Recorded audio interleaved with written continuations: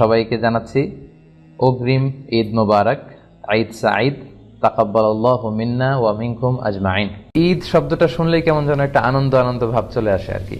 ঈদ মানে আনন্দ, ঈদ মানে খুশি, ঈদ মানে শুভেচ্ছা বিনিময়, ঈদ মানে বন্ধুদের সাথে বেড়াতে যাওয়া, আত্মীয়দের সাথে যোগাযোগ করা, এই বিষয়গুলো একেবারে জড়িত। আসলে ঈদ শব্দটির দুইটি অর্থ হয়ে থাকে। ঈদ শব্দের অর্থ যেমনি আনন্দ, আবার ঈদ মানে যেটা বারবার ফিরে আসে।